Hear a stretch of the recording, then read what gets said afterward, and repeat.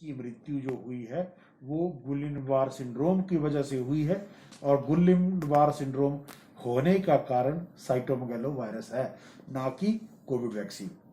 आप जांचें हैं वो इस दिशा में इशारा कर रही हैं, पर आने वाले समय में सारी जब कोविड उसकी ऑटोप्सी की भी रिपोर्ट आएगी उसके बाद ही। एक और चीज़ बताना चाहेंगे, ये मरीज कोविड नेगेटिव ही रहे, इनको ना कोविड पहले हुआ ना ही कोविड वैक्सीन देने के बाद इनके अंदर कोविड की बीमारी जो है वो उसके लक्षण उत्पन्न हुए और ना ही वो बीमारी मिली। ऐसा है कि वैक्सीन जो लगाई जा रही है इसके कुछ ग्रेड्स हैं। सबसे पहले तो कहा गया था ये हेल्थ केयर वर्कर को लगेगी, फिर फ्रंट लाइन वर्कर को लगेगी, उसके बाद सीनियर सिटीजन को, उनको पहले लगेगी जो किसी गंभीर बीमारी से पीड़ित हैं, ताकि उनकी रक्षा की जा सके कोविड से। जैसे कैंसर है, जैसे हार्ट की बीमारियां हैं, किडनी की बीमारियां हो गई, कैंसर से ग्रसित लोग हो गए और अन्य बीमारियों के लोग हो गए जो जिनकी प्रतिरोधक क्षमता कम हो गई है, उन लोगों को कोविड से बचाने के लिए इस तरह की वैक्सीन जो है वो दिया जाना जरूरी है। गुलिन-बार सिंड्रोम एक तरह की न्यूरोलॉजिकल बीमारी है जिसमें मरीज के सबसे पहले एक्सट्रीमिटीज मतलब बाजुएं और टांगे, इनमें पैरालिसिस होता है और बाद में धीरे धीरे पैरालिसिस जो है वो बढ़ता है, ऊपर को चढ़ता है, और ये पैरालिसिस बढ़ते बढ़ते सांस की मसल्स को इन्वॉल्व करता है।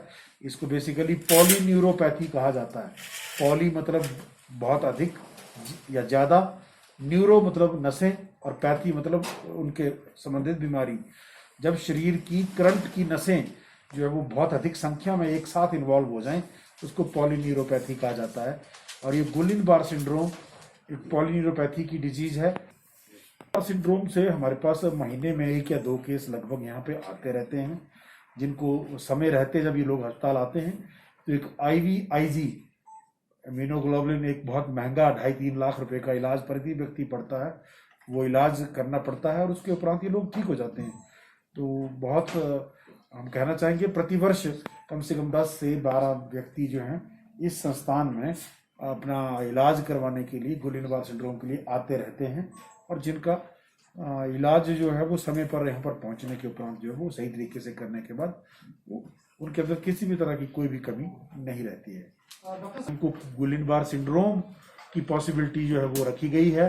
अब गुलिन-बार सिंड्रोम का कारण क्या है, वो कारण पर असर्टन करने के लिए इनकी आगामी जांचें जो है वो की जा रही हैं, और जो भी डाटा उपलब्ध है उसको भी स्टडी किया जाएगा, और बाकी जो फाइनल डिस्कशन जो है वो ऑटोप्सी की रिपोर्ट जब आएगी पैथोलॉजिकल पोस्टमार्टम की, उसके बाद ही हम कुछ कह सकते हैं। पर इस तरह का वो कह देना हम समझते हैं कि समय से पहले ही किसी चीज़ के बारे में कुछ किसी निष्कर्ष पे पहुंच जाना वो गलत है।